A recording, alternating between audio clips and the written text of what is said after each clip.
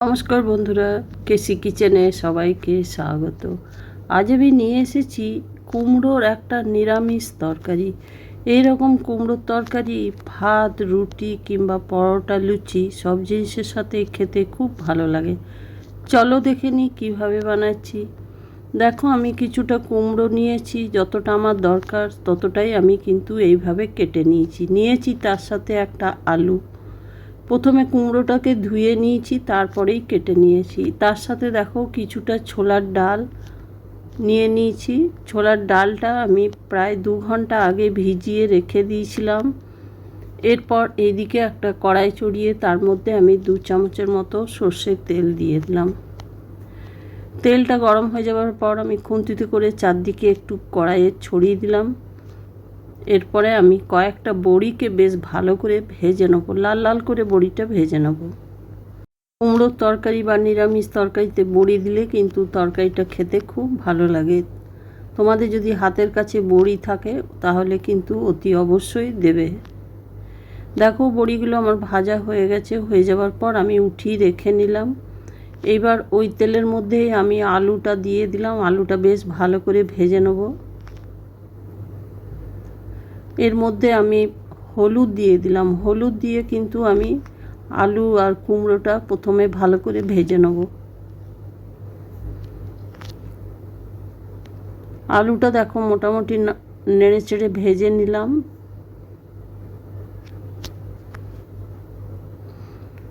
এরপরে ওইদিকে যে কুমড়োটা আমি কেটে রেখেছি সেই কুমড়োটা দিয়ে দিলাম। কুমড়োটা দিয়ে দেওয়ার পরে প্রায় 2 মিনিটের মতো এটাকেও হাই ফ্লেম করে ভেজে নেব। কুমড়ো আর আলু প্রথমে ভেজে নিয়ে রান্না করলে কিন্তু তরকারির টেস্ট ভীষণ ভালো হয়, আর কুমড়োর যে একটা কাঁচা গন্ধ সেটাও চলে যায়। দেখো, কুমড়োটা ছড়িয়ে দিয়ে আমি হাই ফ্লেম করে কুমড়োটাও ভেজে নিচ্ছি প্রায় 2 মিনিটের মতো। তোমরা তো কুমড়োর তরকারি অনেকে অনেক রকমভাবে খেয়ে থাকো। এইভাবে একদিন কম তেল মশলা দিয়ে বানিয়ে দেখো, খেতে ভীষণ ভালো লাগবে।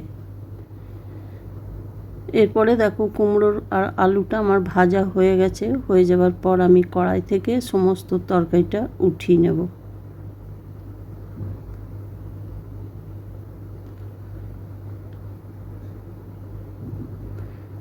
সমস্ত আলু কুমড়োটা উঠিয়ে নিলাম। এরপরে আর আমি তেল দেব না, ওই তেলেই আমি রান্নাটা করে নেব। একটা শুকনো লঙ্কা ফোড়ন দিলাম 1 চামচের মতো রাঁধুনি, আর একটা তেজপাতাকে 2 টুকরো করে দিয়ে দিলাম। এরপরে পুরো ফোড়নটাকে বেশ ভালো করে একটু নেড়ে চেড়ে নেব। যখন রাঁধুনির লঙ্কার খুব সুন্দর একটা মিষ্টি গন্ধ আসবে তখনই জানবে এটা ভাজা হয়ে গেছে। তারপরে ওইদিকে একটা টমেটোকে আমি ছোট করে কেটে রেখেছি, সেই টমেটোটা আমি দিয়ে দিলাম।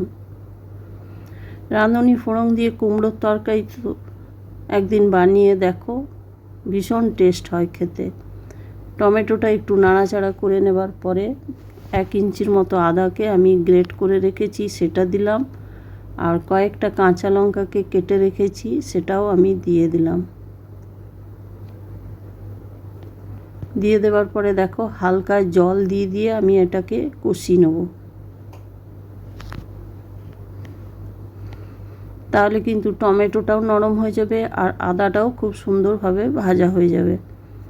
এরপরে আমি এতে পরিমাণ মতো নুন দিয়ে দিলাম। আমি ওইদিকে কুমড়ো আর আলু ভাজার সময় কোনো রকম নুন ব্যবহার করিনি, সেই আন্দাজ করে এখন নুন দিলাম 1 চামচের মতো হলুদ, আর ছোটো চামচের 2 চামচ আমি জিরে গুঁড়ো দিয়ে দিলাম। জিরে গুঁড়োটা দিয়ে দেওয়ার পর ওইদিকে যে ছোলার ডালটা আমি 2 ঘন্টা আগে ভিজিয়ে রেখেছি সেটা আমি দিয়ে দিলাম।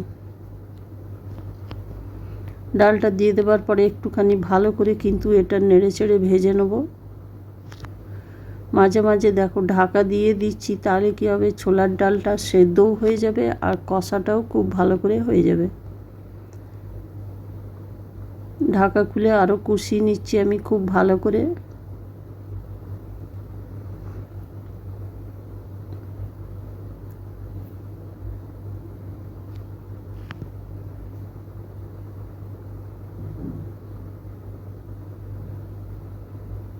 একটু যে কোনো নিরামিষ তরকারি একটু বেশ ভালো করে সময় নিয়ে হাতে কষিয়ে কষিয়ে রান্না করলে কিন্তু সাধারণ তরকারিটাও খেতে খুব ভালো হয়। এরপরে দেখো মশলাটা কষানো হয়ে গেছে। এরপরে আমি যে আলু কুমড়োগুলো ভেজে তুলে রেখেছি সেইটা আমি মশলার মধ্যে দিয়ে দিলাম। দিয়ে দেওয়ার পর 1 থেকে 2 মিনিটের মতো আরও আমি কুমড়ো আর আলুটা কষিয়ে নেব। এর মধ্যে আমি দেখো ওই যে প্লেটে আমি আদাটা গ্রেট করে রেখেছি সেই প্লেটে একটুখানি জল দিয়ে আমি দিয়ে দিলাম। তাহলে কি হবে, তরকারিটা কষতে বা ভাজতে বেশ ভালো হবে বা সুবিধা হবে। এবারে দেখো আলু কুমড়োটাও আমি 1-2 মিনিটের জন্য ভালো করে কষিয়ে নেব।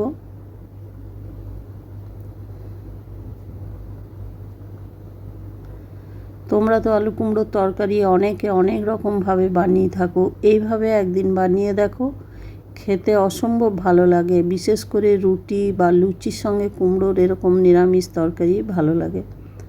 দেখো ঢাকা দিয়ে দিয়ে আমি কষিয়ে নিচ্ছি, মাঝে মাঝে ঢাকা দিচ্ছি আর ঢাকা খুলে খুলে আমি একটু করে ভেজে নিচ্ছি। তবে এটা আমি লো টু মিডিয়াম আঁচে করে যাচ্ছি, আর হাই ফ্লেম করা যাবে না, কেন কি তাহলে তরকারিটা ধরে যাবে বা পুড়ে যাবার ভয় থাকবে।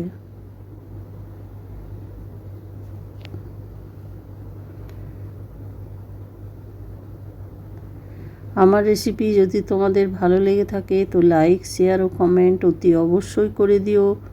নূতন বন্ধুদের সাবস্ক্রাইব করার অনুরোধ রইল। দেখো তরকারিটা আমার কষা হয়ে গেছে। হয়ে যাওয়ার পরে আমি পরিমাণ মতো জল দিয়ে দিলাম। খুব বেশি পরিমাণ জলের প্রয়োজন হবে না, কেন কি আলু কুমড়ো খুব সহজেই সেদ্ধ হয়ে যায়। আর ছোলার ডাল তো আমি ঢেকে ঢেকে অনেকটাই সেদ্ধ হয়ে গেছে আমার প্রায়। এরপরে দেখো 1 চামচের মতো আমি কুমড়োর তরকারিতে টেস্ট বাড়ানোর জন্য চিনি দিয়ে দিলাম একটা কাঁচা লঙ্কা চিড়ে।